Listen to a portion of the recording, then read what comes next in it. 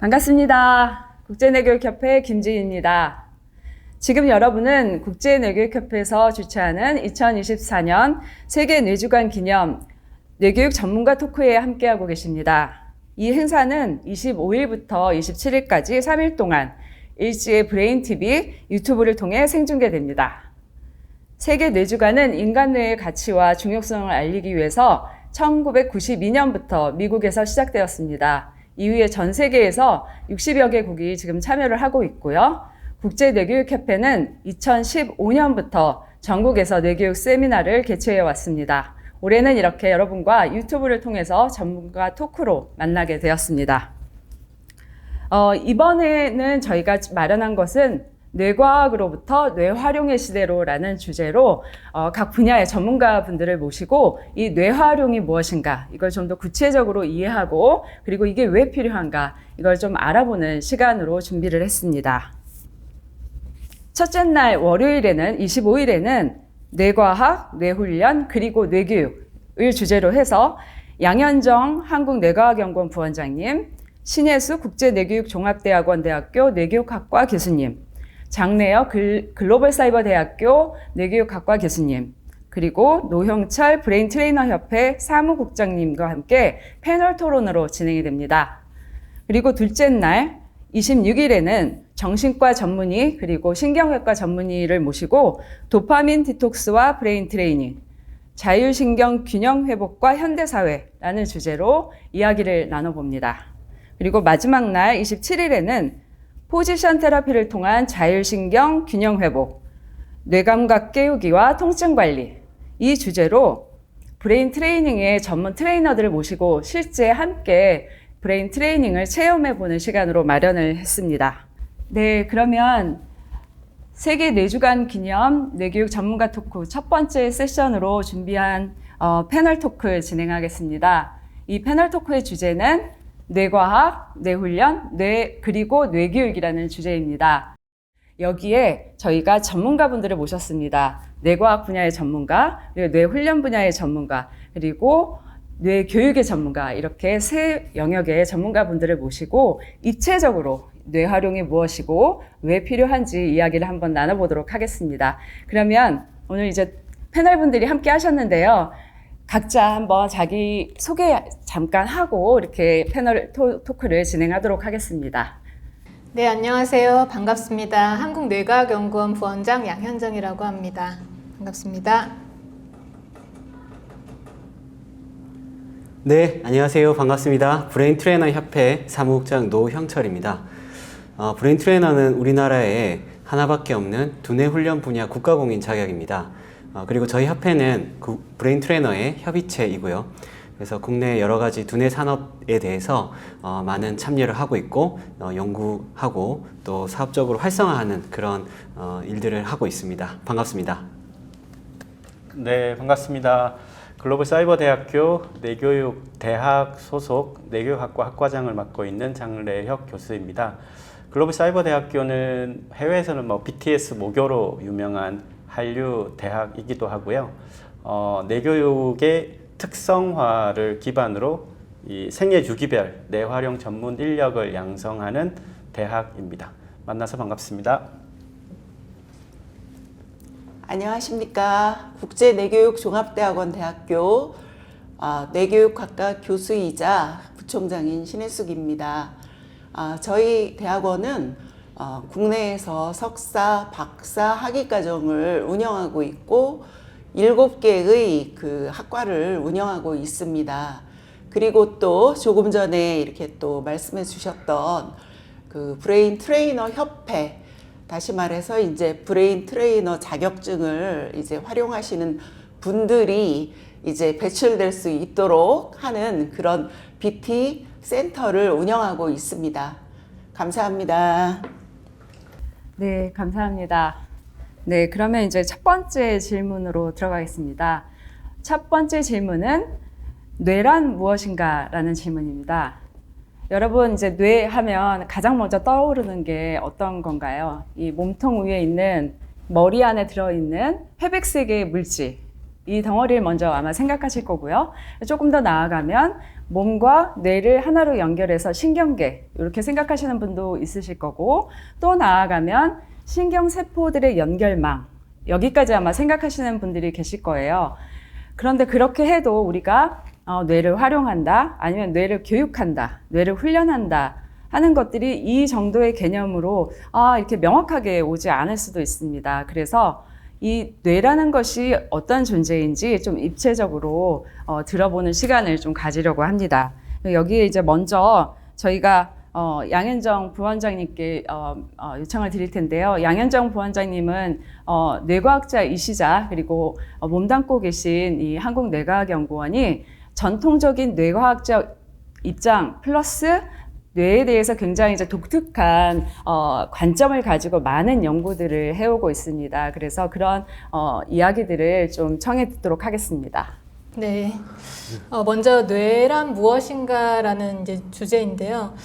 뇌란 먼저 이 딱딱한 두개골 안에 들어있는 이 세포들의 이제 조직이다라고 이야기를 할 수 있는데 그 세포들이 서로 정기적 그리고 화학적 신호를 주고받으면서 어떤 정보를 전달하고 있습니다. 그리고 어떤 기억 같은 것을 이제 저장하고 있고 학습을 하고 있고요. 그래서 이 신경 세포들이 정보를 서로 이제 주고받을 때 이제 시냅스라고 하는 구조를 통해서 정보를 이제 전달하고 네트워크를 신경 연결망을 형성을 해서 이것이 우리의 기본적인 생명 현상이라든지 아니면 감정이라든지 아니면 어떤 사고, 추상적 사고 이러한 것들까지 정말 우리 삶의 모든 방면에 걸친 그런 이제 연결망을 우리 신경 네트워크에서 형성을 하고 있습니다. 그래서 제가 뇌란 무엇인가라고 생각했을 때는 나를 반영하는 나의 정보가 들어가 있는 신경 네트워크라고 이야기를 먼저 하고 싶습니다. 그래서 오늘 토크를 통해서 뇌에 대해서 좀 더 이제 다른 각도로 더 이야기를 앞으로 해 나가고 싶습니다. 네. 네, 감사합니다. 나의 정보를 반영하는 신경 네트워크. 간단하게 이렇게 정의해 주시니까 너무 참 좋습니다. 네, 그러면 그 브레인 트레이너 입장에서는 어떻게 이걸 또 뇌를 훈련하는 전문가다 보니까 어떻게 보면 훈련의 대상이죠.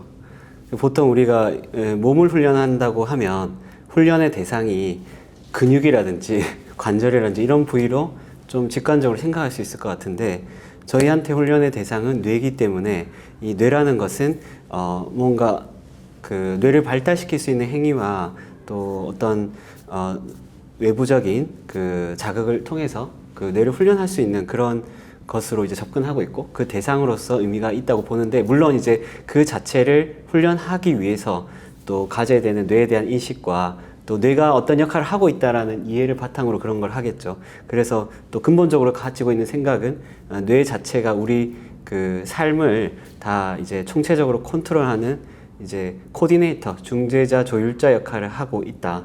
그리고 그런 것을 훈련을 통해서 좀 더 발달시켜 가보자라는 입장을 갖고 있습니다. 그러니까 훈련의 대상인데 근본적으로 이제 뇌 삶의 전체를 조율하는 조율자 이렇게 얘기를 하는 것이죠. 그러면은 뇌를 훈련을 통해서 이 신경 네트워크가 변하고 그리고 어떤 그 기능이 활성화되고 그렇죠. 균형을 찾고 이런다는 말씀이신 거죠? 아, 네. 예, 근데 최근에는 좀 더 그거보다 더 나아간 이야기가 있는 것 같아요. 그래서 얼마 전까지만 해도 이제 뇌에 있는 신경 네트워크라든지 호르몬이라든지 이런 것들이 우리 인간의 모든 것을 이제 담당한다 이렇게 그래서 뇌는 곧 나이다 이렇게 얘기하는 분들이 있었는데 근데 최근에는 이제 뇌한테 속지 말자 이런 얘기가 나오고 있어요. 그런 거 보면은 뭔가 이 뇌가 그 우리 모든 것을 다 관할한다고 이렇게 얘기하기에는 조금 이렇게 한계가 있을 것 같다 그런 생각이 듭니다. 네.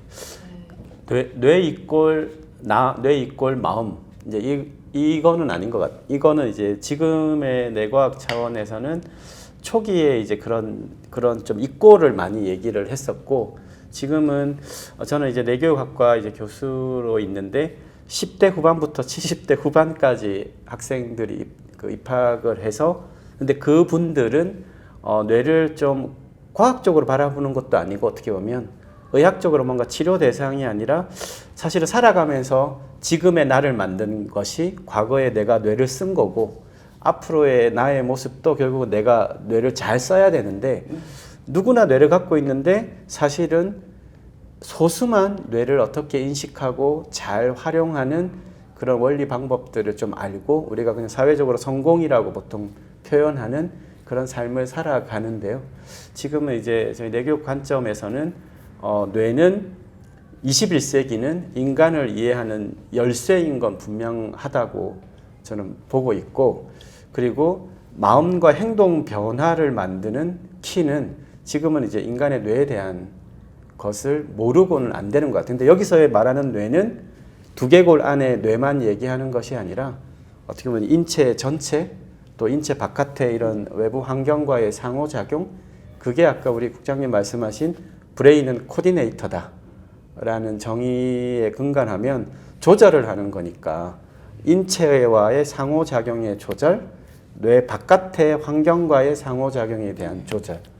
그래서 지금은 뭐 전체에 대한 그 어떤 변화에 대한 측면에서 뇌를 그렇게 보고 있습니다. 네. 네, 저는 이제 뇌가 그냥 이해만 하고 그리고 뇌에 관한 지식으로 우리를 뭐 훈련한다 뭐 이런 생각을 벗어나서 이제 과학기술통신부에서도 2018년이었던 것 같아요. 그래서 이제 그 어떤 슬로건으로 뇌 이해를 넘어서 뇌 활용의 시대다 이런 식의 얘기를 하고 있거든요. 그러니까 이제 뇌가 그냥 우리가 가지고 있는 것, 변화시키지 못하는 것, 이런 생각이 지배적이었다면 이제는 그게 아니라 지금 말씀하신 대로 훈련을 통해서, 그리고 어떤 정보 처리를 하는 그런 훈련을 통해서 이 뇌가 충분히 활용이 될 수 있는, 다시 말해서 이제 그 뇌가 우리의 주인이 아니라 거꾸로 이제 인간이라는 존재가 이 뇌의 주인이 되어야 되지 않겠나, 이렇게 바라보는 시대가 되고 있다고 생각합니다. 네. 뇌란 무엇인가라는 질문이, 이 뇌라는 것이 무엇인가라는 질문도 있었지만 말씀을 들어보니까 이 뇌를 나는 어떻게 바라보고 있는가, 이 뇌가 나라고 생각하고 있는가, 아니면 뇌보다 좀 더 큰 이 뇌를 변화시킬 수 있는 그 주체로서 내가 있다고 바라보고 있는가, 이런 질문이었구나 하는 것을 이제 느끼게 됩니다. 이 뇌보다 아니면 의식의 영역에서, 과학의 영역에서 발견된 이 뇌라는 존재를 넘어선 그 무언가를 계속 또 탐구하는 그런 연구들이 과학에서도 뇌과학에서도 이루어지고 있는데요. 다음 질문으로 넘어가기 전에 양현정 교수님께, 부원장님께 다시 한 번만 질문을 드리고 싶습니다. 사실 이 뇌란 존재가 어떤 존재인가라는 질문에 대해서 뇌가 다이진 않지 않아 인간에게, 이런 질문 굉장히 많이 받으실 거고 또 연구에서도 이런 질문에 많이 부딪히실 것 같은데, 지금 시점까지 봤을 때 과학적으로는 여기까지는 우리가 아직은 이렇게 확정 영역, 보여진 영역은 아니지만 계속 탐구하고 있는 영역이다, 이런 게 있다면 어떤 게 있을까요? 네, 상당히 어려운 질문이어서 제가 질문을 잘 이해한 건지 잘 모르겠습니다만, 예를 들어서 이제 탐구하는 영역, 그 뇌에 대해서 지금 예를 들어 우리가 오감을 통해서 정보를 받잖아요. 그러면은 뭐 수업을 하다 보면 이런 질문도 있습니다. 육감에 대해서 질문하시는 분도 있고, 재미있는 질문을 상당히 많이 주시는데요. 근데 이제 기존의 오감에 이제 해당했던 부분을 넘어선 이제 감각이 이 인간에게 있는가라는 연구는 이미 되어지고 있고, 이제 동물에게서도 이제 그러한 것이 있는데 인간에게서도 그러한 것이 있다라는 것이 연구는 되어지고 있고, 그러한 것이 이제 증명이 되어지고 있습니다. 예를 들어서 이제 거북이나 뭐 철새나 뭐 아무런 뭐 없지만 이제 잘 방향을 알아서 가지 않습니까? 이게 이제 예를 들어 지구의 자기장을 감지하는 감각을 가지고 있는데, 인간도 그러한 감각에 이제 감각을 가지고 있다라는 것이 이제 최근 연구에서 알려져 있습니다.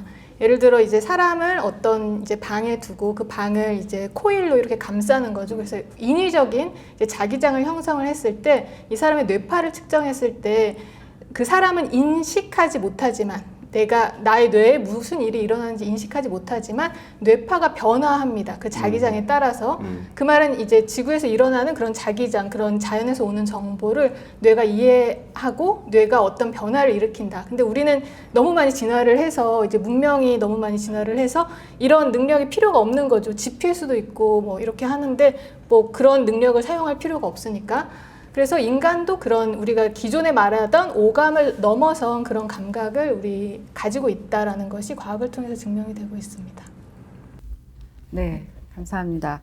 우리가 생각하는 뇌의 능력이라고 생각하는 것 아니면 인간이 갖고 있다고 생각하는 어떤 정보들 여기에 대해서도 굉장히 앞으로도 많은 탐구가 이루어질 거라고 보고요.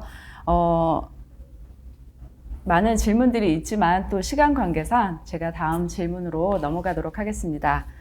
다음 질문은 그렇다면 좀 아까 이제 끝 마무리에 드렸던 말씀하고 연관이 되는데요. 나는 나의 뇌의 주인인가? 이 질문에 대한 이야기입니다.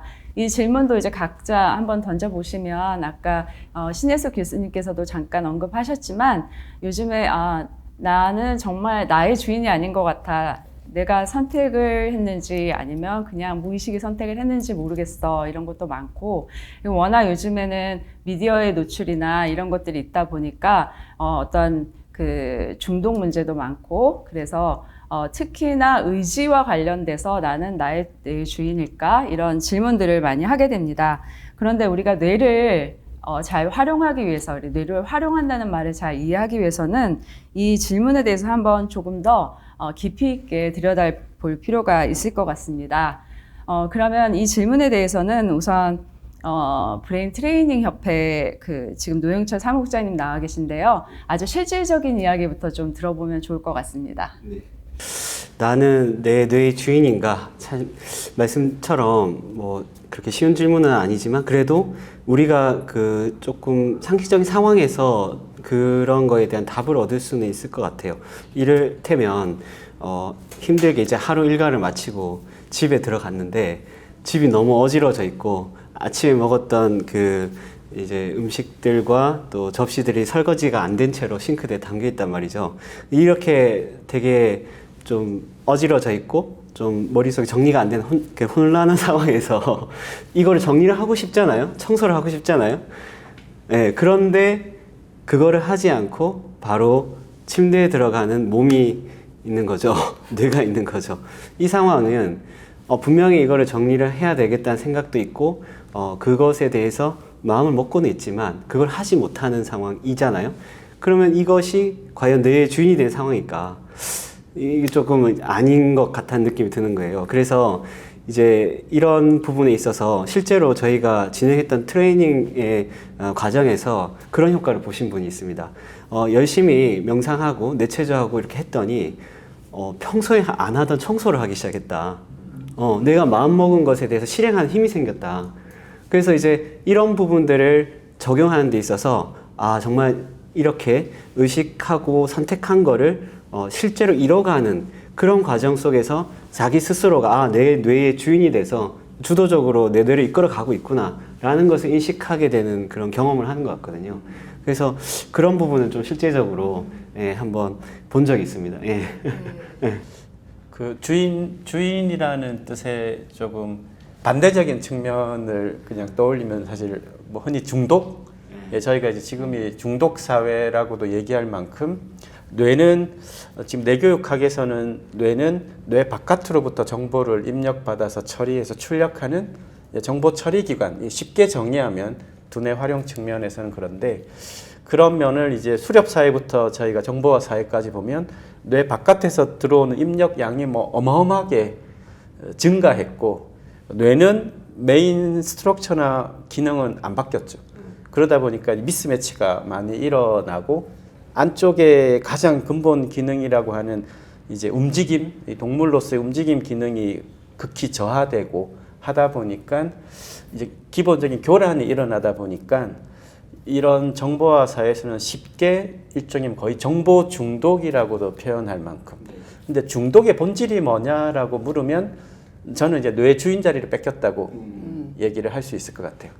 교수님 말씀에 상당히 공감이 가는데 저희 그 트레이닝 프로그램에도 중독 예방 프로그램 그런 것들이 있습니다. 근데 그 중독이라는 게 기존에는 뭐 흡연에 대한 이슈, 알코올에 대한 이슈 뭐 이런 얘기들을 했었는데 요즘에는 우리가 흔히 접할 수 있는 스마트폰 중독, 인터넷 중독 이런 얘기를 하고 있거든요. 그러니까 이게 연령에 관계없이 이 중독에 이제 이 많은 체험을 하고 있다 보니까 중독 사회 뭐 이런 표현까지 나오기도 하는데 실제로 저희 이 정보들을 보면 상당히 자극적이거든요. 그럼 그런 상황에서 소위 이 도파민이 분비되면서 뇌는 이제 거기에 대한 동기를 갖게 되고 끊임없이 거기에 천착하게 되는 상황들이 나타나는데 그러면 이거를 이제 경험할 때 과연 그 내 의지대로 그 뇌를 사용하고 있는가 하는 게 정말 안 되는 상황인 거죠. 분명히 내일 할 일이 있고 해야 할 그 과제들이 있는데 그것을 접어두고 웹서핑을 하고 있고 네, 웹툰을 보고 있고 막 하는 그런 상황들이 생기니까 그래서 사실은 정말 우리는 뇌의 주인이 되는 것은 너무나 당연한 일인데 어쩌면 현대 사회에 아주 뭐 여러 가지 자극적인 환경에 의해서 그 주인 자리를 뺏기고 있는 상황은 아닌가. 여기에 대한 대책이 좀 필요하지 않을까 하는 생각들을 좀 많이 하고 있는 것 같습니다. 네. 저도 이제 한 가지 더 생각하고 싶은 얘기가 있는데 지금 이제 그 중독에 걸렸다든가 아니면은 이제 그 뇌가 힘이 없어가지고 그 의지를 따르지 못하고 그냥 이렇게 그 쉬는 방향으로 가는 거를 말씀하셨잖아요. 근데 또 우리가 굉장히 뇌가 똑똑하고 내가 원하는 바 일을 잘 처리해준다 웬만하면 그렇게 생각하기도 하지만 이 인지심리학이라고 하는 분야에서 제가 읽었던 사례가 있는데 이 환청이 들린다는 거예요. 뭐냐면은 기찻길이 있었어요. 그래서 기차가 늘 일정한 시간이 되면 왔다 갔다 했겠죠. 덜컹덜컹 하면서. 그랬는데 이제 그 공사가 뭐 어떻게 계획이 바뀌면서 이제 더 이상 그 철길이 가동을 않게 된 거예요. 그러니까 이제 아무런 기차가 지나가지 않는데 그 주변에 있는 사람들이 시간이 되면 환청이 들린다는 거예요. 근데 그게 반드시 기차 가는 소리로 들리는 건 아니고 뭔가 이렇게 그 시간이 되면 시끄러운 뭔가 소리가 들린다는 거죠. 그러면 우리 뇌가 엄청 똑똑하다고 생각했는데 사실은 얘가 없는 거짓. 그러니까 늘 이 시간대면 기차가 지나갔다. 그러니까 그거를 뭔가 다른 소리로 메꾸는 거란 말이죠. 그러니까 그런 면에서 이 뇌가 굉장히 어떤 면에서는 완벽한 존재가 아니라 자기 나름의 어떤 또 기제가 있다. 그래서 그거를 우리가 간파를 하지 못한다면 이제 뇌가 주는 거짓 식욕이라든지 환청이라든지 이런 실제로는 존재하지 않는 그런 것에 우리가 이제 이게 진짜인 줄 알고 이렇게 움직이는 경우도 있어서 이렇게 뇌가 기능을 낮게 하는 경우에서부터 잘못하는 경우까지 이렇게 다양한 사례가 있을 것 같고요. 그런 것들을 이제 뇌 훈련을 통해서 이렇게 제대로 이렇게 조정이 되고 더 기능이 향상이 되도록 이렇게 하는 것으로 생각이 됩니다. 예. 네, 특히 그 우리가 이제 뇌의 주인이라는 말을 썼을 때, 그러니까 내가 이제 뇌를 원하는 대로 조절할 수 있는가 이런 얘기가 이제 많이 들어가잖아요. 근데 이제 이 뇌가 우리가 의식하는 부분들은 이 겉에 피질에서 많이 일어나는데 이 피질 하에 있는 영역들, 중간 또 아래에 있는 영역들은 우리가 의식하지 못하고 우리 습관화된 거, 그리고 우리 생명현상과 관련된 거 이런 것들은 이제 자동적으로 일어나기 때문에 이제 의식하지 못하는 무의식이라고 하는 그런 영역에 속하는데, 그래서 진정으로 내가 이 뇌 전체의 주인이 된다라고 하는 것은 그 내가 의식하지 못하는 부분까지 이제 잘 정리하고 정리정돈하고 아까 정리정돈이라는 표현을 쓰셨는데 그런 것을 할 수 있어야 되는데 바로 그 브레인 트레이닝에서 그런 이제 무의식의 부분에 이제 접근할 수 있는 여러 가지 훈련 방법을 쓰고 있는 것으로 제가 알고 있습니다. 그래서 그런 방법을 통해서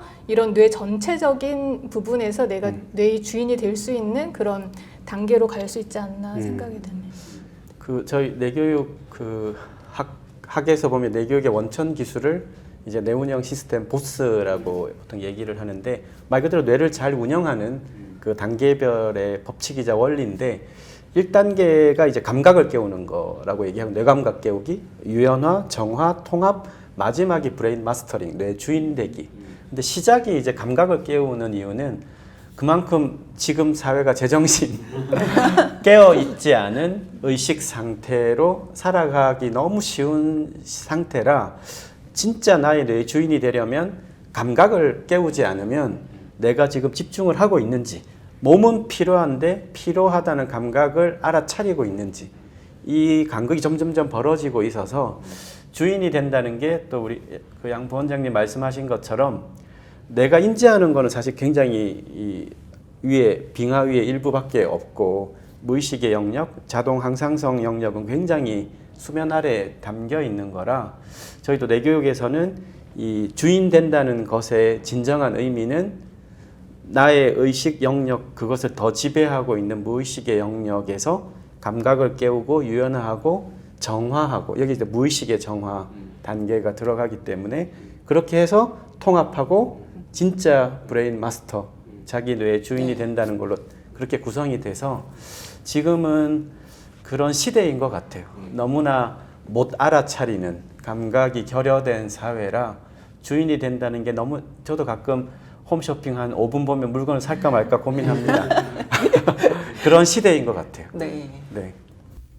그래서 자기가 갖고 있는 감각 그리고 그 정보 그리고 그 밑에 있는 수면 위로 의식의 수면 위로 떠오르지 않는 정보를 포함해서 그런 것들을 알아차리고 정화하고 그 마지막 단계로 뇌의 주인이 될 수 있다는 말씀을 주셨는데요.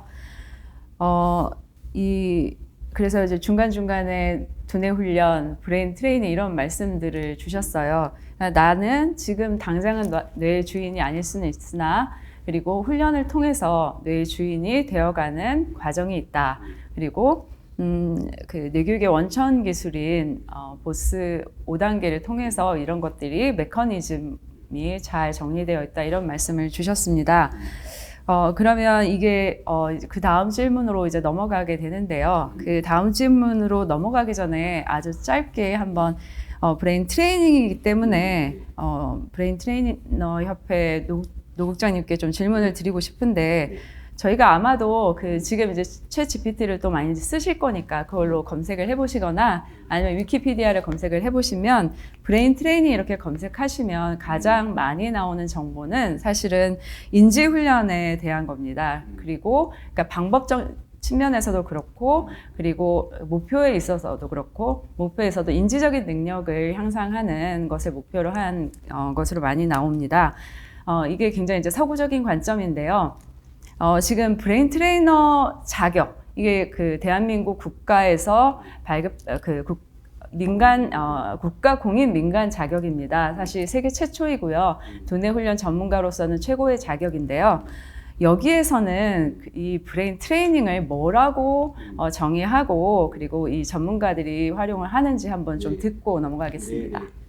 네, 실제로 브레인 트레이닝이 불과 한 10년 전, 조금 더 전에까지만 하더라도 주로 인지 훈련으로 제시가 됐었어요. 말씀처럼 그런 부분으로 접근하고 있는 데가 아직도 많고요. 근데 뇌에 대해서 우리가 또 알다 보면 이 인지 기능 자체는 정말 뇌가 가진 엄청난 많은 기능 중에 일부라는 걸 알게 됩니다. 그러니까 결국은 이제 피트니스 센터에서 팔 근육만 운동하는 거라고 비유를 할 수 있을까요? 하여튼 그런 아주 일부인 것이 아닐까 싶고, 그러면서 동시에 이제 최근에 더 깊게 지금 조명되고 있는 것이 몸과 뇌의 관계거든요. 실제로 몸의 상태에 의해서 뇌의 상태가 결정된다라는 얘기는 이미 이제 많은 뇌과학자들은 당연하게 얘기하고 계시고 이제 대중들도 많이 알게 되는 것 같아요. 이를테면 몸에 근육이 굳어 있고 긴장되어 있으면 뇌에는 스트레스 반응이 일어나고 있다고 봐야 되는 부분이거든요. 그래서 저희가 하는 브레인 트레이닝은 실제적으로 하는 모든 그 활동들은 일단 몸을 통해서 접근해야 된다고 보고 있습니다. 그래서 그 브레인 트레이너의 그 활동 중에서 가장 대표적인 게 이제 뇌체조나 명상 이런 프로그램들을 진행하는데 이것을 동적으로 상당히 많은 움직임을 같이 가미해서 진행을 하고 있고 그러다 보니까 사실 우리가 인지되지 않는 어떤 무의식의 그러한 문제들이 실제로 어떤 근육의 긴장이라든지 장기 이상이라든지 관절의 어떤 움직임의 변형이라든지 이런 것으로 인해서 그런 것들이 사실 몸에 남아있다고 볼 수 있거든요. 근데 그것이 이제 뇌체조나 명상이나 또 기타 훈련 기법을 통해서 해소되니까 이제 이거 아까 제가 말씀드렸던 청소를 정말 하기 싫었고 힘들었던 사람이 청소하기 시작하는 아주 무의식상의 변화가 일어나는 거예요. 그래서 그런 것들을 접근하는 측면에서 이제 두뇌 훈련이 이전보다는 훨씬 더 광범위한 영역으로 좀 확장되고 있다고도 생각되고 그렇기 때문에 정말 좀 몸에서부터 진짜 뇌의 어떤 인지 기능까지 다 아우르는 영역으로 이제 저희도 그렇게 보고 있고 또 그쪽으로 좀 더 발전하고 연구해 가야 된다고 생각하고 있습니다. 네. 네, 감사합니다. 네. 네, 이 브레인 트레이닝, 우리나라에서 발급하고 있던 브레인 트레이너, 이분들이 갖추게 되는 그런 역량들 그리고 브레인 트레이닝의 목적에서 인지 기능의 개발만은 아니다라는 점 그리고 그 방법에 있어서는 몸과 뇌의 관계에 주목해서 몸을 통해서 변화를 주는 그런 방법들을 쓴다 이런 점들에 대해서 이제 말씀을 해주셨습니다. 그래서 이걸 좀 더 이제 확장을 해서 브레인 트레이너라는 자격이 한국에서 나왔듯이 이 자격이 한국에서 나왔다는 얘기는 그동안에 브레인 트레이닝과 관련된 한국에 축적된 여러 가지 지식과 연구들 그리고 문화적인 것들이 다 이제 응축해서 이 과정이 만들어진 거라고 볼 수 있습니다. 그래서 이걸 이제 서구의 인지 중심의 브레인 트레이닝과 비교를 한번 해본다면 우리가 지금 한국에서 하고 있는 이 브레인 트레이닝의 교육 훈련법이 뇌의 변화를 주고 우리 삶의 변화를 주기 위해서 하는 이런 방법들이 다른 교육 훈련법과 다른 점 무엇일까 여기에 대해서 좀 이야기를 나눠보려고 합니다. 방법적인 측면에서도 다른 게 있을 거고요. 그리고 뇌를 바라보는 관점에서도 다를 거고 그리고 지향하는 어떤 이제 방향도 다를 수도 있습니다. 여기에 대해서 좀 이야기를 나눠보겠습니다. 우선 얼마 전에 저희가 국제뇌교육협회에서 글로벌 사이버대학교 뇌교육대학하고 전문 보고서를 하나 냈습니다. 그 주제가 올해부터는 이제 뇌활용의 시대가 브레인 트레이닝의 시대가 이제 본격적으로 열린다고 보고 그러나 이것이 어떤 기술의 습득, 기술의 개발 그리고 인지 능력의 개발에만 머물러서는 안 된다라는 그런 문제의식을 갖고 브레인 트레이닝을 바라보는 새로운 시선이라는 전문 보고서를 냈습니다. 그때 여기 계신 장래혁 교수님께서 함께 해주셨었는데요. 그 내용들도 한번 소개를 해주시고 한번 이야기를 해주시면 좋겠습니다. 아까 우리 노 국장님께서 말씀하신 브레인 트레이닝 지금 실제로 검색하면 코그니티브 트레이닝 이렇게 나옵니다. 브레인 트레이닝 is cognitive training. 챗 GPT로 검색해도 그렇고 뭐 위키피디아에 검색해도 시작점이 그 첫 줄로 나오는데 지금 저희가 이제 브레인 트레이닝, 뇌 활용 이렇게 얘기를 하는 게 아직 아마 이 방송 보시는 분은 낯선 분도 있으실 텐데 그 낯섦이라는 게 어디서부터 올까라고 생각해 보면 저희가 공부해온 대한민국 전 세계의 교육은 지덕체 교육이죠. 지식 기반의. 어쨌든 결국은 인지학습이라는 체계 안에서 특정 교과들을 열심히 배워서 좋은 성적이 나오면 대학을 가서 지금도 우리의 미래 세대가 그렇게 배우고 있다는 얘기죠. 그래서 저희가 지금까지 살아온 학습의 방법이 두뇌를 어떻게 보면 두뇌 기능을 높이는 방법이 인지학습이라고 하는 체계 안에서 이루어져 왔기 때문에 몸이라는 거를 어떤 느끼고 훈련하고 체감하고 경험하는 걸 통해서 두뇌가 훈련된다라는 경험을 한 적이 사실 별로 없습니다. 그러다 보니까 몸으로부터의 출발이냐 이 인지적인 것을 중심으로 하느냐의 이 간극의 차이가 낯섦으로 저는 다가온다고 보고 저희가 이제 이번에 브레인 트레이닝을 바라보는 새로운 시선의 내용의 포인트가 왜 그 간극이 어디서부터 출발했나 이런 거를 좀 들여다보고 하니까 대한민국 교육은 서구 교육을 가져온 거죠. 그리고 그 서구 근대 교육의 출발점의 상당 부분이 한 400년 전에 데카르트의 이 심신 이원론, 기본적으로 나는 생각한다, 고로 존재한다. 생각이 먼저고 존재는 다음입니다.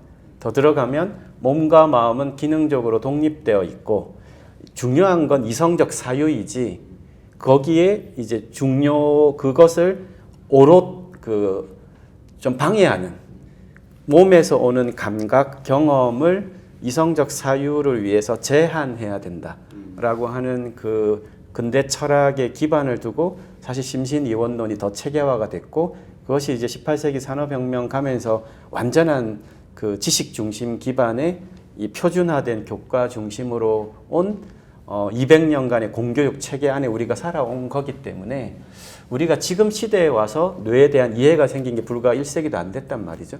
근데 그 안에서 뇌를 훈련한다는 개념이 이제 떠오르고 있는 시점에서는 여전히 대부분은 인지적인 기반을 훈련한다는 생각을 가질 수밖에 없다고 보고 그런데 이제는 몸과 뇌를 떼고 얘기할 수는 없는 시대. 오히려 마음이라는 것보다 몸에서 출발했다고 하는 지덕체가 아니라 체덕지의 관점에서 이런 두뇌에 대한 인식과 훈련을 바라봐야 되지 않냐. 그래서 지금도 사전에 나오는 브레인 트레이닝은 코그니티브 트레이닝이다라는 건 이제는 바뀌어야 될 때가 왔다.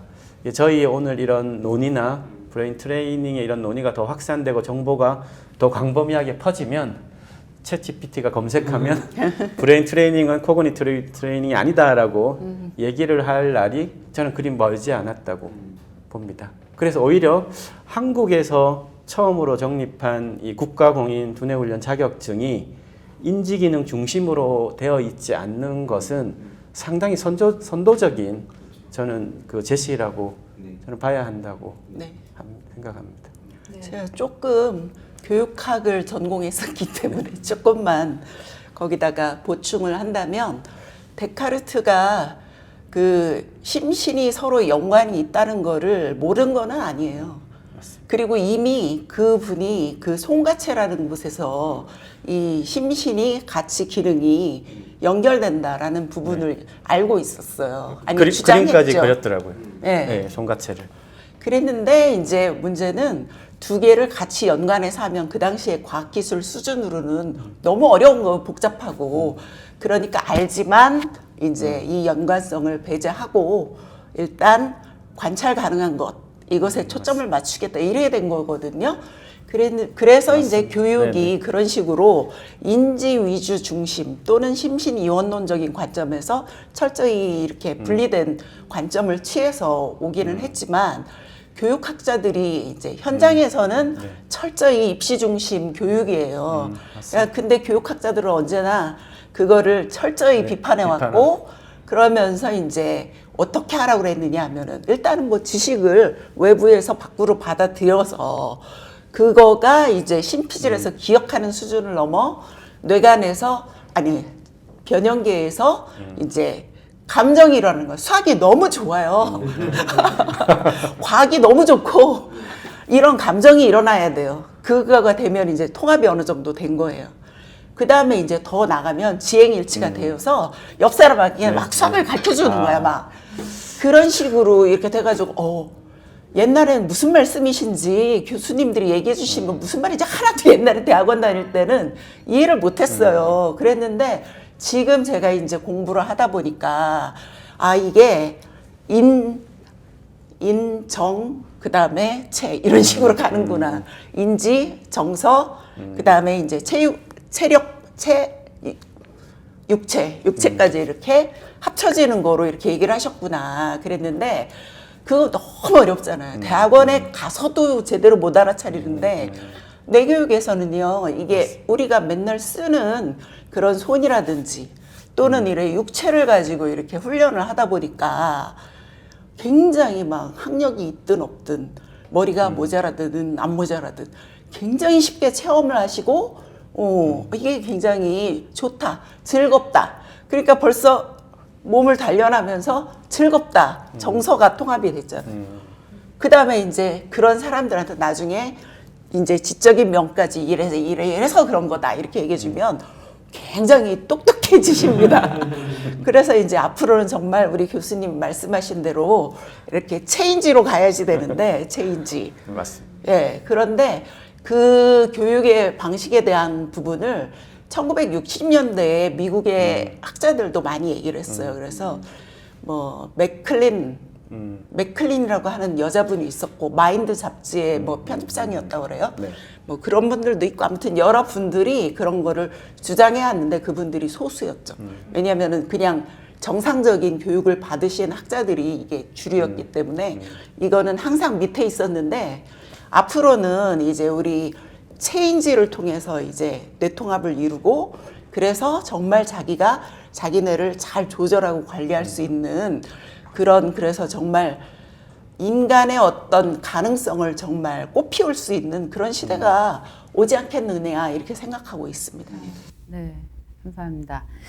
또 교수님께서 이 교육학적인 영역에서 또 이런 말씀을 해주시니까 사실 우리가 교육 영역에서는 가장 늦게까지 몸을 통한 교육보다는 지식 습득을 통한 교육에 많이 집중을 하고 있었는데요.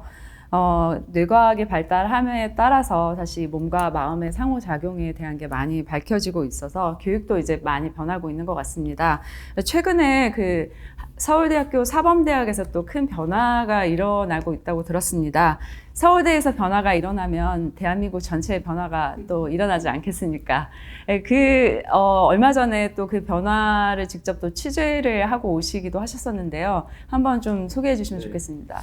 제가 이제 브레인이라는 우리나라 뇌 잡지, 뇌활용 매거진의 편집장을 겸임하고 있는데 작년에 그 인터뷰한 분이 서울대학교 사범대 학장님이신데 좀 이례적인 건 체육 전공 출신의 사범대 학장. 이 사범대라고 하는 게 사실 교육학부터 해서 체육은 저 보이지도 않는 끄트머리 아닐까 싶을 만큼 굉장히 사실은 그 좀 왜소한 한데 이 체육 전공 출신의 서울대학교의 사범대학 학장이 되셨어요. 그런데 이분이 몸 교과서라는 이제 좀 저서를 내고 지금은 서울대 사범대 지금 입학하면 특이한 걸 해요. 지금 입학생들은 모두 뇌에 대한 공부를 하게끔 하고 있습니다. 일단 왜냐? 지금 인간에 대한 이해, 너희들이 나중에 교사가 되고 교육계에 이제 인력으로 전문적으로 나갈 텐데 지금 미래 세대를 이해하려면 뇌에 대한 이해가 필수적이다. 지금 미래의 아이들의 변화를 얘기하려면 뇌에 대한 것을 습득해야 된다. 이제 이것으로 일단 뇌 공부를 시키는 게 첫 번째 변화고 두 번째가 어쩌면 좀 더 약간 실제적인 건데 지금 사범대에 들어온 학생들이 필수 교과를 하게 돼 있는데 이 교과가 세 가지가 없어요. 강의실에서 수업하지 않고 교재가 없고 담당 교수가 없습니다. 그래서 서울대 사범대가 15개의 학과가 있다는데 학과별로 한 명씩을 뽑아서 15명을 조로 만들어요. 그럼 15명 조가 여러 개가 나오겠죠? 그 조의 공통 합의에 의한 프로젝트를 하나를 선정합니다. 뭐 우리 조는 드럼 배우기. 그래서 그 드럼 배우기라는 프로젝트를 한 학기를 쭉 시행을 해요. 그런데 평가를 뭘 기준으로 하느냐? 이 프로젝트에 대한 지식 평가 기준을 완전 배제하고 이 프로젝트 수행을 통해서 깨어난 인체의 새로운 감각, 이 감각 훈련을 통해서 체득한 경험, 그 경험을 통해서 변화된 나의 태도와 의식, 이것을 발표하고 리포트를 내는 걸 평가한다는 거예요. 왜 그렇게 하냐? 대한민국에서 가장 똑똑한 인지력이 가장 뛰어난 아이들, 성적이 가장 높은 애들을 뽑아서 이 아이들의 이제 대한민국 미래의 어떤 인재를 만들어야 되는데 그런 쪽은 반쪽짜리인 것 같다는 거예요. 인간은 어떻게 변화하는가에 대한 질문에 이것만으로는 아니지 않나? 라고 본 거죠. 그래서 몸의 감각을 깨워서 두뇌가 어떻게 보면 이제 점프하는 새로운 루트. 이것을 우리가 그 학장님도 데카르트 때부터 이어온 근대 교육 체계를 바꾸고 싶어 하시는. 물론 이제 데카르트 이후에 스피노자나 뭐 멜로퐁티인가요? 거기서 몸 얘기를 한참 했어요. 근데 교육 제도 안으로 내려오진 않았죠, 사실은. 근데 이분이 이제 그거를 이제 극복해야 될 때다. 대한민국에서 이제는. 그래서 지금 서울대 사범대학교 안에서 적지 않은 변화가 일어나는 걸 느끼고 좀 의미 있는 인터뷰였던 걸로 제가 지금 기억하고 있습니다. 네. 서울대에서 변화가 또 대한민국의 전 교육의 변화로 이루어지길 바라고요. 요즘에는 그런 말을 쓰는지 모르겠는데 몇 년 전까지만 해도 공중부양족이라고 해서 정말 그 아이들이 청소년들이 땅에 발을 디딜 틈도 없이 계속 학원 뺑뺑이를 돌면서 공부만 하는 이렇게 주입식 교육이죠. 그런 시간들을 보내고 있다 이런 얘기를 들은 적이 있었는데 아이들의 행복을 위해서도 그리고 대한민국의 건강한 미래를 위해서도 이런 변화는 정말 필요한 것 같습니다. 그리고 다음 질문으로 넘어가기 전에 지금 이제 이야기를 쭉 들어보시면 그동안 근대 서구의 합리성, 합리주의의 영향으로 한국에서도 이런 지덕체 순서의 교육에 영향을 많이 받아왔고 그것이 이제 최근에 몸을 중시하는 교육으로 이제 변화가 일어나고 있다 이런 말씀을 주셨는데 양현정 교수님께 좀 부탁을 드리겠습니다. 사실 뇌를 통해서 몸과 마음은 통합이 되는 거지 서로 영향을 주고 받는 거지 어느가 한쪽에만 영향을 주는 건 아니지 않습니까? 그래서 이전에 한국뇌과학연구원에서 했던 이런 명상 관련 연구들을 쭉 개관을 하시면서 여기서 일어나는 어떤 변화의 메커니즘을 탑다운 그리고 바텀업 이 두 가지로 해서 이제 설명하신 적이 있거든요. 그 얘기를 한번 좀 소개해 주시면 좋겠습니다. 네, 그 이야기 전에 아까 이제 앞선 이야기에서 조금 플러스를 하자면은 지금 이제 우리나라 교육이 아직 지덕체라고 하셨고, 근데 이제 체덕제로 이제 변화해 가는 그런 이제 방향의 전환에 있다라고 말씀해 주셨는데, 근데 이제 과학에서 많이 연구되고 이미 알려져 있는 게 사실은 이제 신체 활동이 인지 기능에 영향을 미치고 정서 조절에 영향을 미치고 이런 것을 너무 잘 알려져 있어서 사실은 이제 그쪽 분야를 알고 있는 이제 뭐 과학 하시는 분들의 입장에서 보면은 왜 그 체육, 신체 활동을 강조하지 않는가 이게 상당히 의문점이거든요. 그래서 이게 연구가 이미 다 알려져 있고 최신에도 계속 되어져 있는데 예를 들어서 이제 치매 예방이라든지 인지기능 활성 이런 것들이 이제 신체 활동과 이제 유의미하게 연관이 있다는 거는 너무 확실한 사실이에요. 그리고 뭐 아주 이제 많은 사람들을 대상으로 이제 역학 조사를 했을 때 이제 그 많은 사람들을 대상으로 하니까 많은 연구를 많은 측정을 하지는 못하지만 예를 들어 악력, 이제 손의 힘이죠. 이거를 간단하게 측정할 수 있잖아요. 많은 사람들을 대상으로. 그랬을 때 악력이 이 상반신의 근육의 힘을 반영을 하는데 이 악력이 이제 높은 사람들이 치매 발병률이 낮다라는 것도 이미 잘 알려져 있어요. 그래서 근육의 이제 정도라든지, 그래서 나이가 많이 들어갈수록 근육의 힘을 키우고 신체 활동을 이제 자기가 관리를 하고 이러한 것들의 중요성이 너무 잘 알려져 있기 때문에 연구가 또 계속적으로 지속이 되고 있기 때문에 이것은 그냥 교육계에서 그것을 이제 과학이기 때문에 이거를 받아들여서 이제 체육을 좀 신체 활동을 중요시하고 이런 변화는 당연히 일어날 것 같습니다. 네. 그리고 지금 이제 말씀 주신 것은 지금 이제 한국뇌과학연구원에서 이제 그동안 많은 이제 우리나라 전통 선도 문화에 이제 기반한 여러 가지 이제 몸과 마음의 이제 훈련법을 연구하고 이제 개발하고 그리고 이제 사람들에게 적용을 이제 해왔는데, 그래서 그런 이제 연구들을 통해서 이 훈련을 통해서 이제 뇌 구조가 변화하고 이제 강도현 교수님이 또 이제 나중에 말씀을 주실 것인데, 강도현 교수님과 한국뇌과학연구원이 많이 같이 공동 연구를 해왔습니다.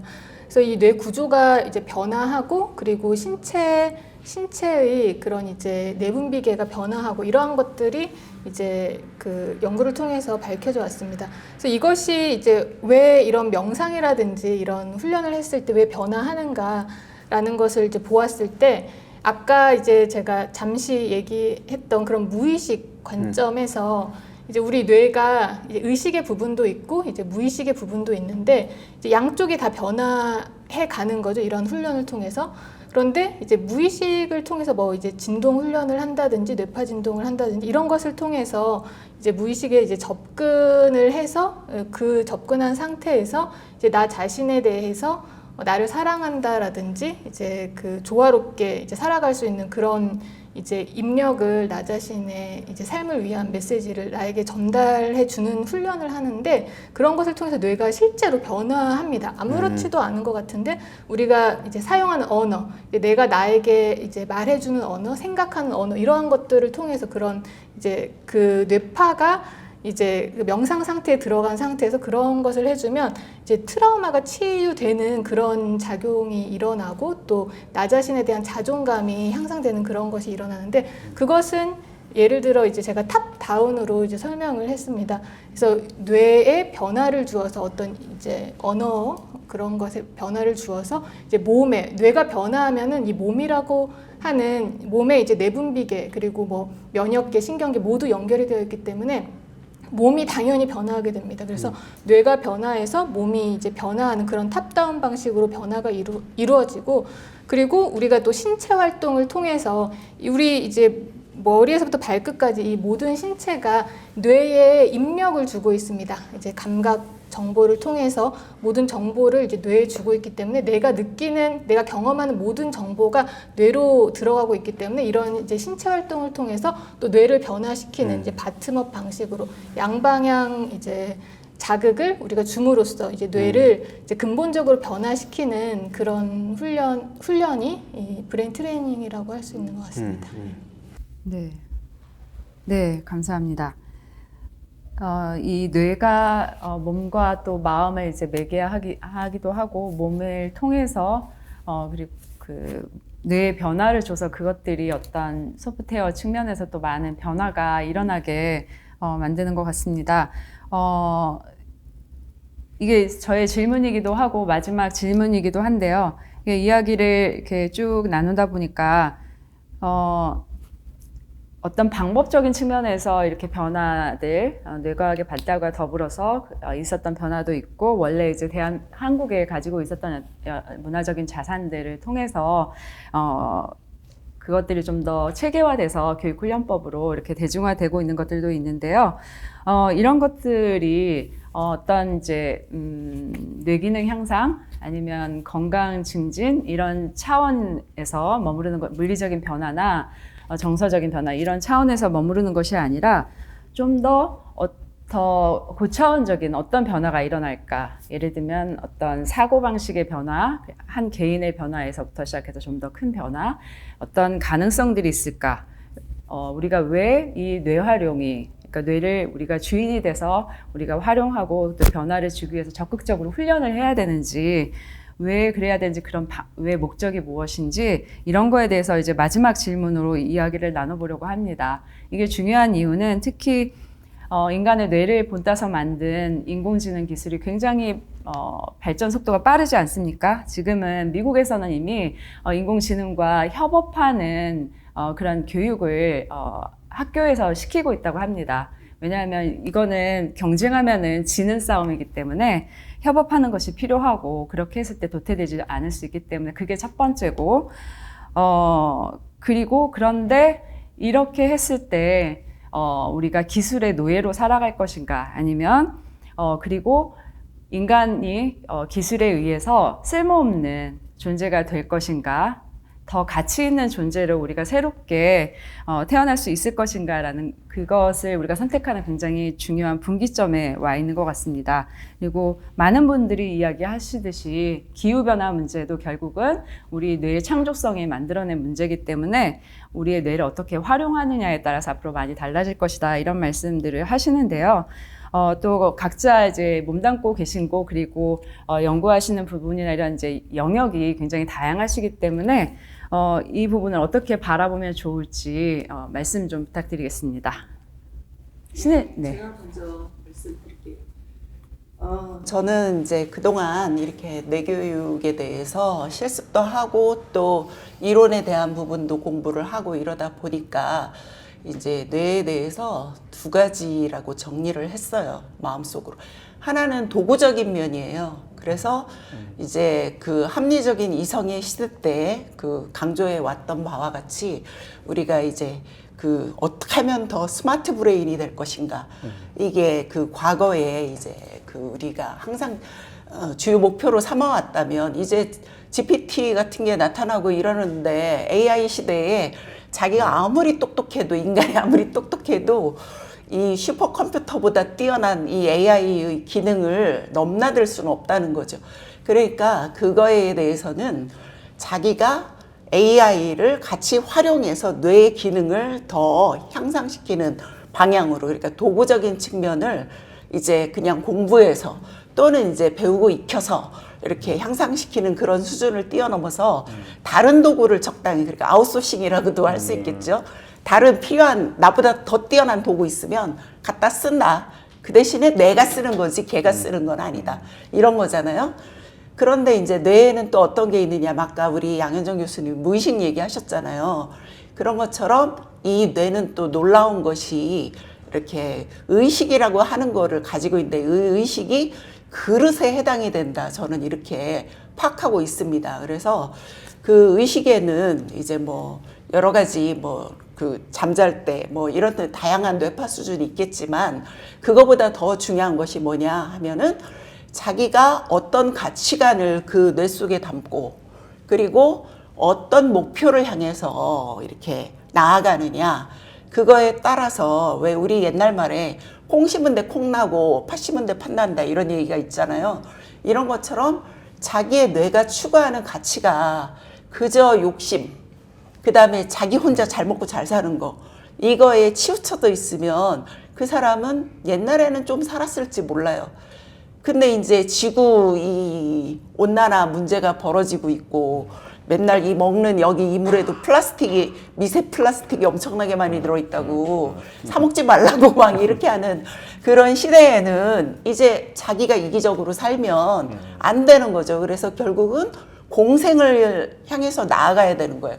어떻게 하면 우리가 이 지속 가능한 발전을 할 수 있을까?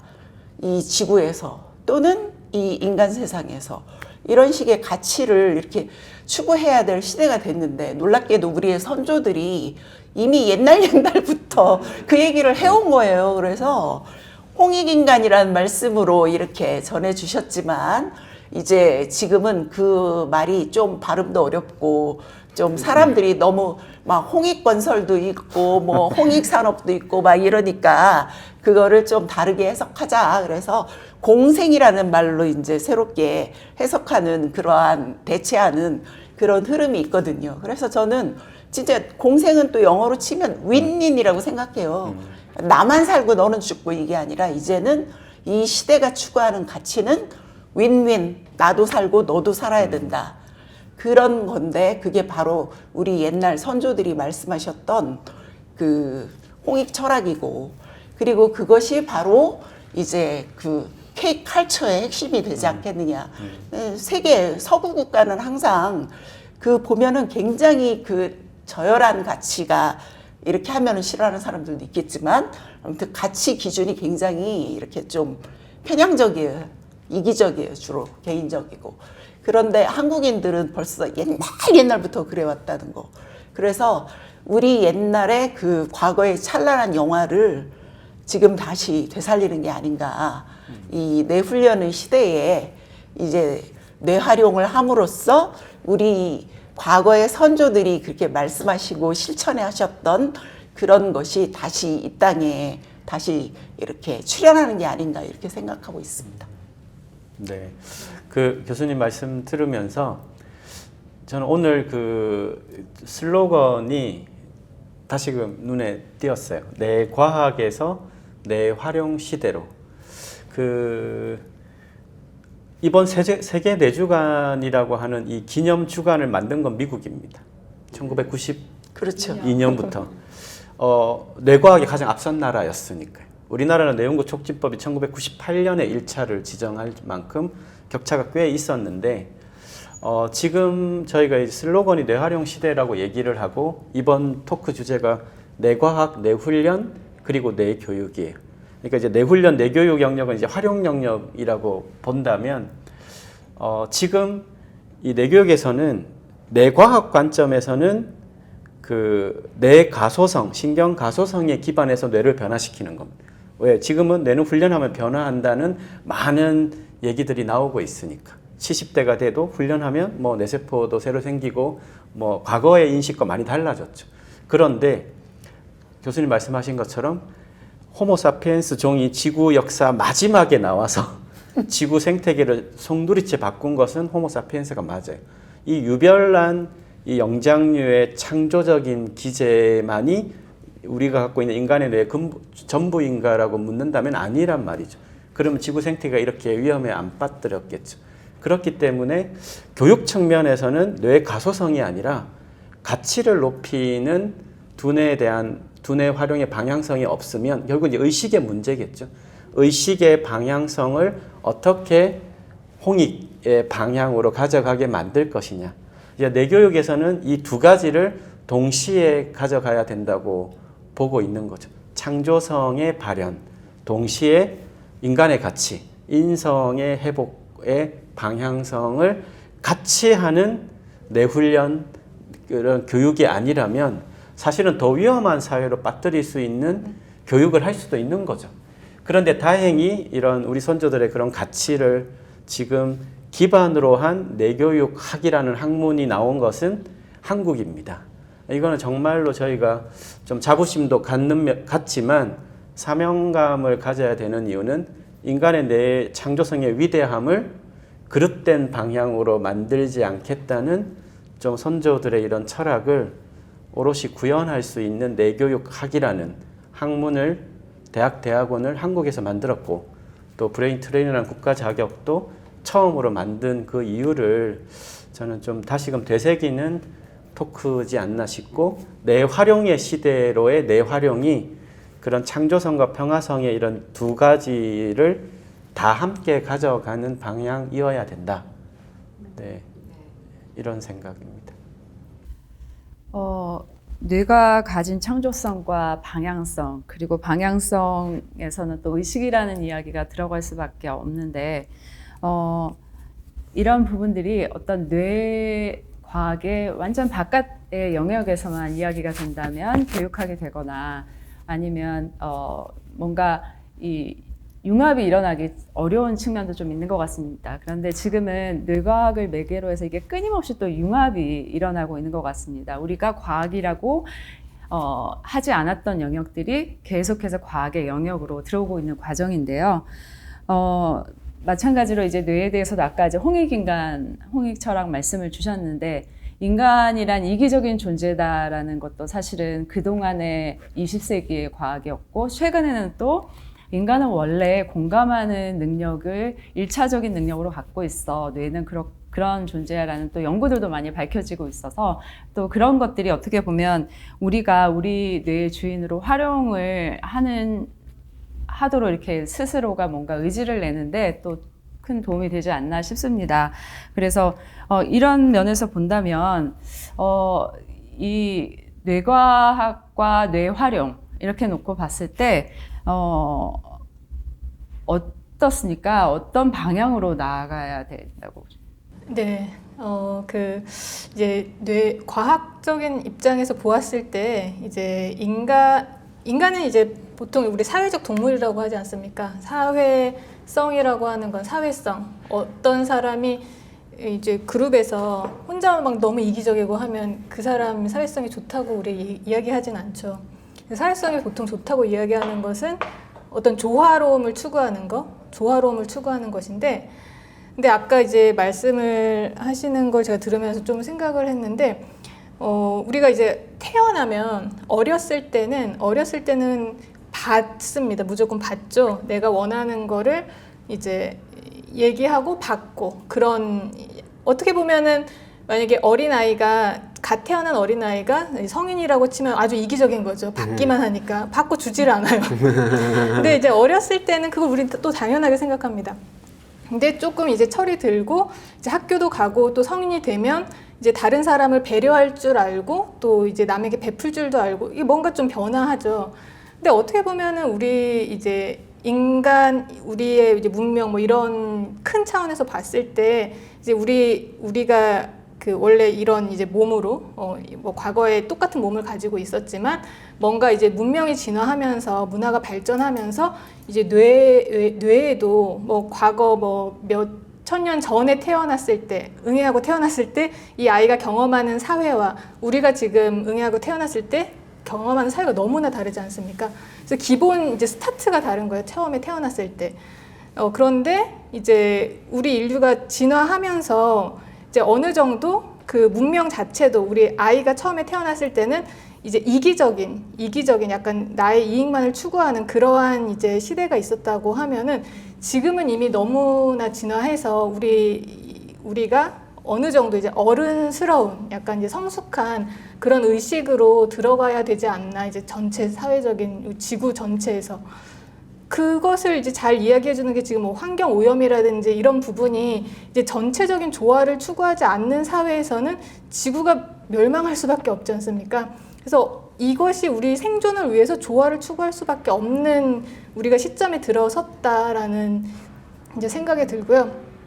그리고 우리 뇌라고 하는 것이 인간의 뇌라고 하는 것이 사실은 이제 제가 어떤 뇌과학의 이제 연구들을 보았을 때 조화를 추구하도록 이제 나중에는 의식이 진화해서 이제 나중에는 우리가 이제 경쟁을 하고 이러한 것도 이제 중간 과정에서는 필요하지만 이제 정말 성숙한 뇌에서는 이제 조화로움을 추구하고 그 조화로움을 추구했을 때 이제 가장 건강한 상태를 유지할 수 있는 그런 이제 결과들이 이제 이미 많이 나오고 있습니다. 예를 들어서 우리가 사회적 고립의 경우, 고립의 경우 또는 내가 많은 사람들과 있지만 외로움을 느끼는 경우, 이러한 것이 이제 건강에 유해하다는 것은 이미 너무나 잘 알려져 있습니다. 그래서 이런 이제 조화라고 하는 것이 우리 뇌 건강에도 그리고 우리 생존에도 상당히 중요하다라는 것이 알려져 있고, 그리고 여러분들이 막 화가 많은 사람이다 또는 뭐 짜증이 많다 아니면 뭐 불만이 많다 그러한 상태를 지속적으로 유지하는 것은 우리 몸에 이제 스트레스 반응을 많이 일으키고 또 자율신경을 교란시키고 이러한 것들이 이제 연결이 되기 때문에 건강에 너무 해롭다는 것이 또 잘 알려져 있습니다. 뇌도 또 변화하고 또 뇌에 손상이 갈 수도 있습니다. 그렇기 때문에 인간이 이제 어떤 조화를 추구했을 때 아주 건강한 상태를 유지할 수 있다라는 것은 그런 연구 결과들을 통해서도 잘 알 수 있고, 그래서 이 브레인 트레이닝이 다른 이제 그런 인지 트레이닝과 다른 점은 이런 인간의 뇌라고 하는 것이 조화를 추구하는 이러한 이 본래 성질을 가지고 있다라는 것을 이해를 하고 이것이 이제 훈련의 기반이 되고 있기 때문에 다른 이제 뇌 훈련 프로그램들과 이제 차별적인 특징을 가지고 있다라고 저는 생각을 하고 있고, 한국뇌과학연구원에서 이런 이제 브레인 트레이닝에 대해서 많은 연구를 해왔는데 한국뇌과학연구원의 설립 이념이 강제인해라는 것입니다. 이것은 강제인해라고 하는 것은 뇌가 완전하다라는 그런 이제 의미를 또 담고 있는데, 우리 뇌가 이제 그런 이미 완전한 특징을 가지고 있기 때문에 그것을 이제 조화로운, 그 완전하다라는 의미는 여기에서는 밝다, 조화롭다, 양심적이다 이러한 것들을 이제 포함을 하고 있습니다. 그래서 그러한 것을 이제 추구하는 그런 이 뇌의 그런 특징을 잘 이해해서 이제 그것이 바탕이 된 그런 브레인 트레이닝 이것을 또 이제 어떻게 하는지 또 개발하고 연구를 계속해 나갈 예정입니다. 네, 감사합니다. 그 조화의 관점에서 이렇게 진화적으로도 우리가 이렇게 변할 수밖에 없다 이런 말씀 좀 주신 것 같고, 강제인해 여러분도 나중에 한번 찾아보시면 좋을 것 같습니다. 우리가 멀리서 찾을 것이 아니라 대한민국의 그 전통 역사 속에 문화 속에 이미 있는 그런 이제 정신문화 자산인데요. 또 여기에 기반으로 해서 저희의 그 브레인 트레이닝과 뇌교육이 또 만들어졌습니다. 네, 그럼 마지막으로 노국장님 말씀 듣고.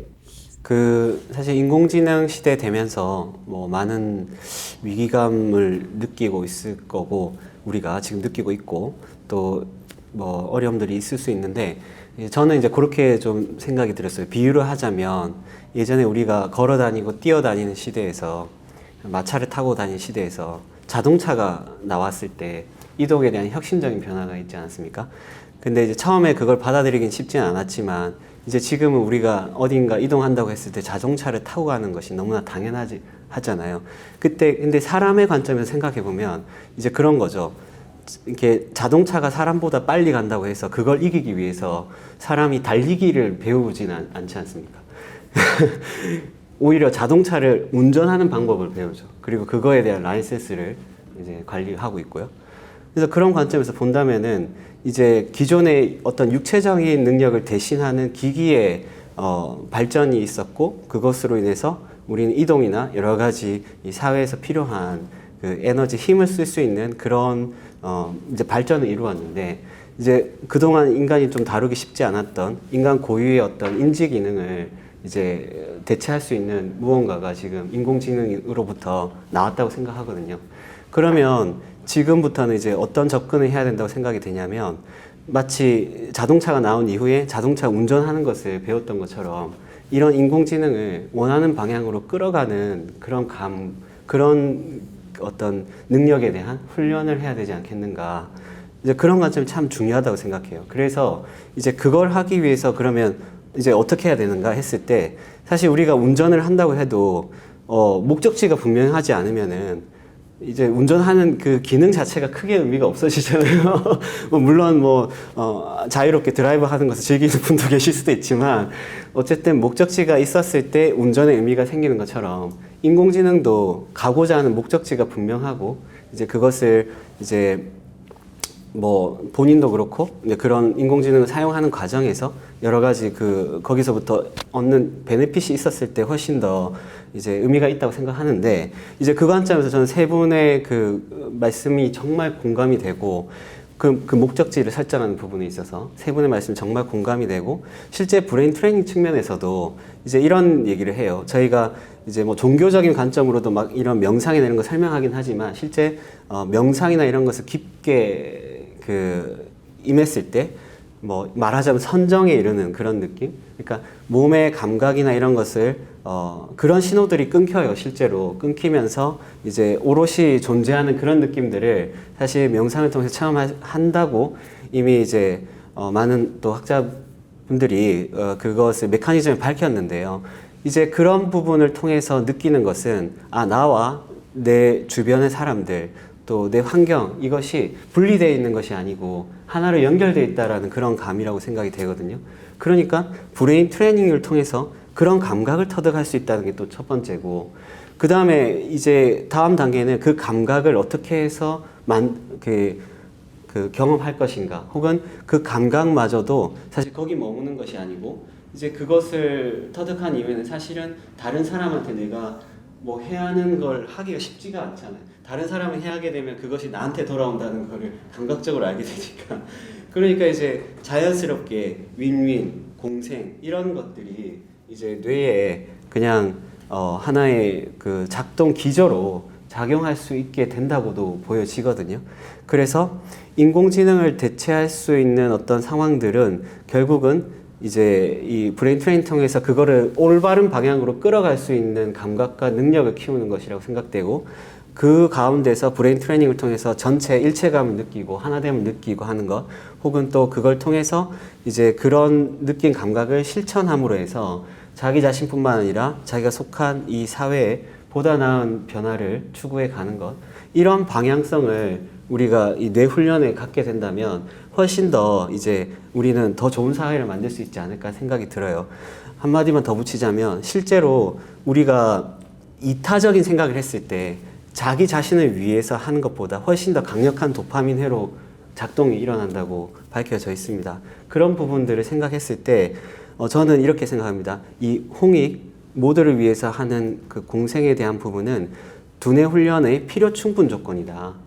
그러니까 두뇌 훈련을 통해서 이것을 경험할 수도 있는데 또 이렇게 이타적인 생각 또 모두를 위한 생각을 했을 때 두뇌 훈련을 또 잘할 수 있다. 그래서 이게 서로 간에 이렇게 상호 간에 어떤 이 필요 충분 조건으로 작동하기에 지금 이 시점에서 이제 브레인 트레이닝이 진짜 필요하지 않을까 그렇게 생각이 됩니다. 네. 네. 감사합니다. 네, 여기까지 해서 오늘 4가지 질문들에 대해서 모두 돌아봤는데요.